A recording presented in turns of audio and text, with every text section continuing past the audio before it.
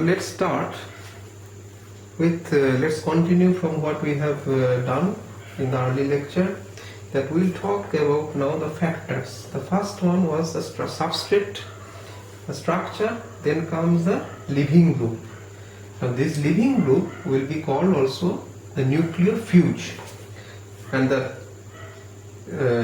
property of this nucleophilic or living group is called nucleophugacity, that is the opposite of nucleophilicity. So what happens now? As you know, the rate of the SN1 reaction is rate constant in the substrate RL. So apart from this substrate itself or the structure of the substrate, the nature of the living group or the property of the nucleophilic is also very much important. So what are the criteria or what are the factors that will influence the tendency of this L to liberate from the RL? So generally, when you have a sample like ROH, OH liberates as OH minus and R plus. Generally, if this living group is a very strong base, then they cannot be very much stable. So they are basically very poor living group, and this OH minus is such a species. So OH minus actually is very poor living group because it's a strong base. Generally the weak bases are a very good living group. So what usually does is, this is protonated by using acid. This, due to the presence of this lone pair, it will abstract this H plus and make OH2 plus. Now the living group has been OH2 plus, which will liberate as H2O. So H2O is a neutral molecule, and you know its water is very much stable one. So this now will be a very faster SN1 reaction. So this is a common practice of making OH is a good living group, is to protonate it, make OH2 plus, and then easily it leaves as water, and you get the carbocation which is desirable for the SN1 reaction. Now generally, apart from these ones, there are some criteria to be a good living group. The first criteria is, or the factors that are important for a living group is, number one, the strength of RL bond. If RL is a very strong bond, definitely L is not going to willing to depart from RL. So that's why the weaker the RL bond is, better will be the living group L.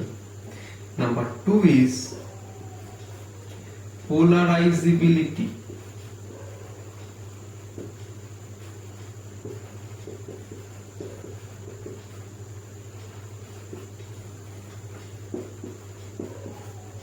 That means if it is polarizable, depend on the L, that will be a good living group, because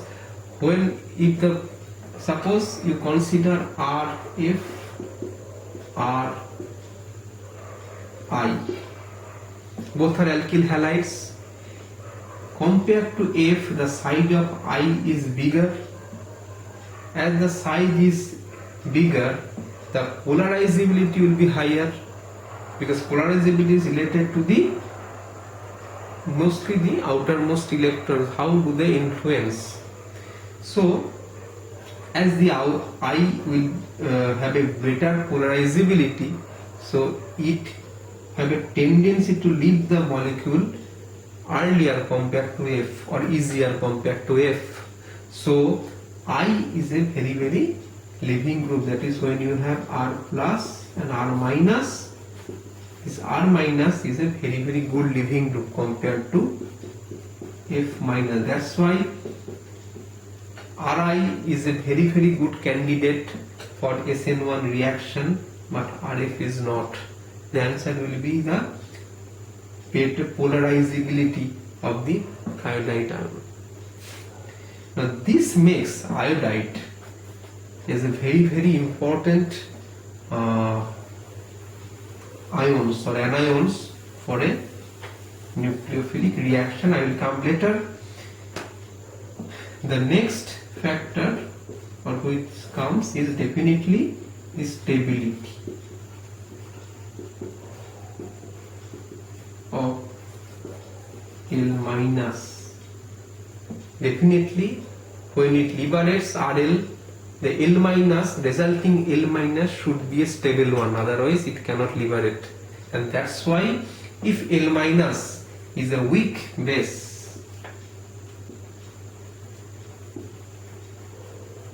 that is perfect for an SN1 reaction as a living group.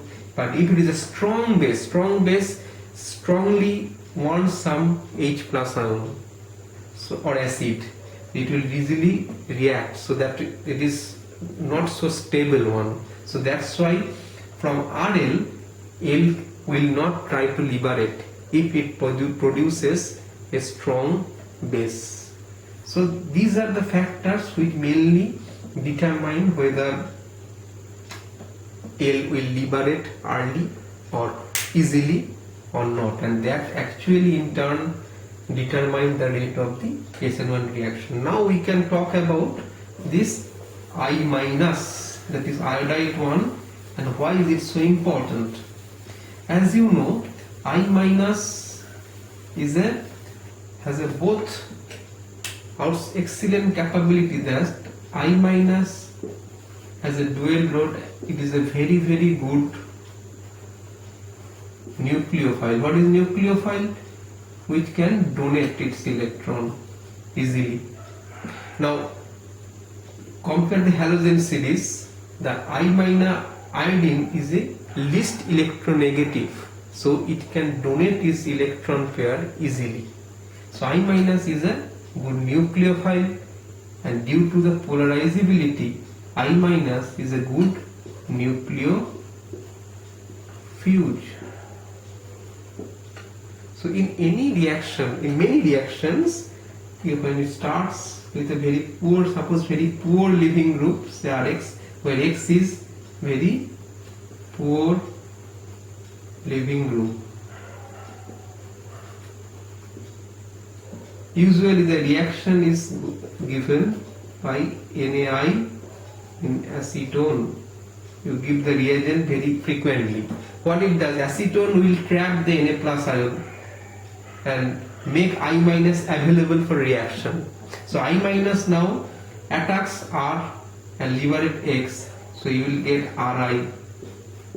So here I minus acts as a nucleophile, and next a nucleophile comes, which is a desirable product you are going to obtain. Now here the I will act as a very good living group, so you will get RNU. If you go directly from Rx to RNU, that would be that might be very difficult, because X is a very poor living group and nucleophile may not be so strong nucleophile. But iodide ion makes it easier for both of them. It will act as a nucleophile and later it will act as a nucleofuge. And this kind of role, what I minus plays here, is called nucleophilic catalyst. So I minus here will be called as nucleophilic catalyst. So these are mostly the factors or the criteria which you can consider while talking about the living groups. The third one, which is also very important to determine the rate of SN1 reaction, is the solvent.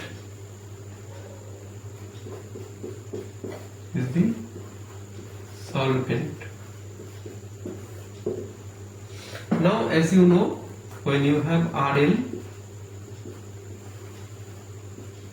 R plus and this transition state are delta minus.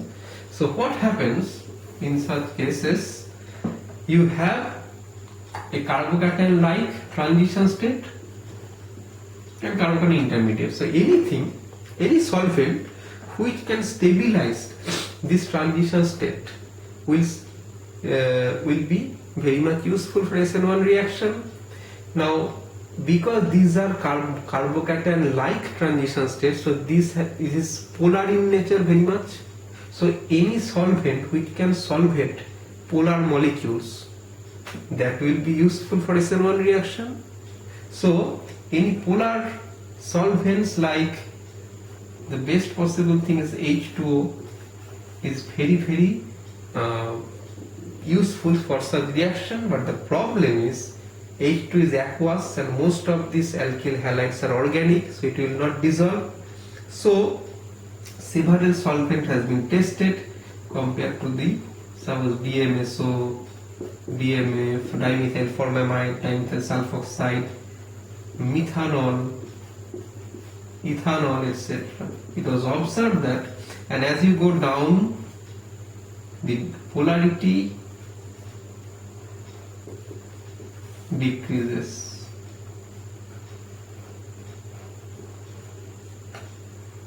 And it was observed that the rate is highest in H2 and slowly it reduces. So what it does usually do is, you can take a mixture of the solvent, like say ETOH water system. So it was observed that the rate of reaction in pure ethanol is much less compared to the rate of reaction in the mixture system. So here you can find a term which is abbreviated like this. This is called dielectric constant.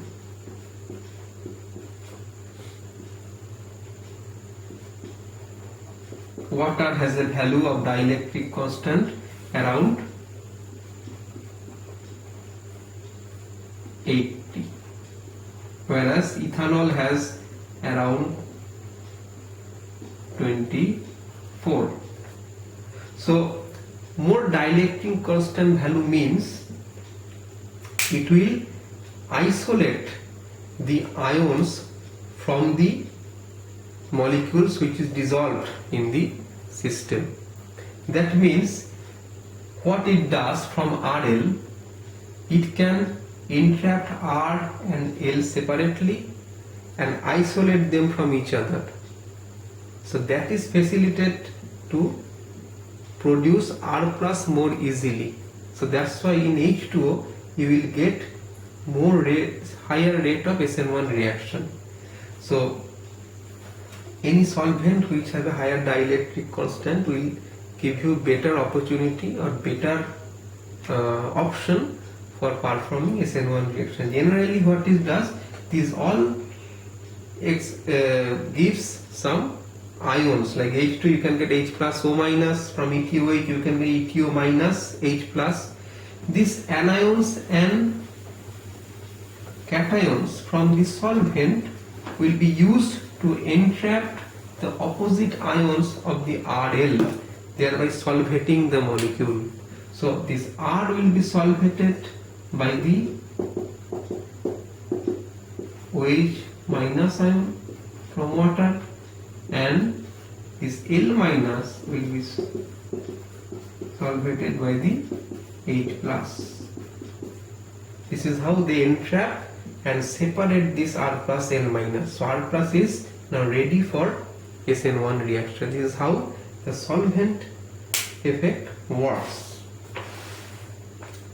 Now sometimes some non-common ions also increase the rate of SN1 reaction. That is because if you add some non-common ions which is not present in the solvent, they can raise the dielectric constant of the medium, so you can get a higher rate of SN1 reaction. The last one is some common ion effect.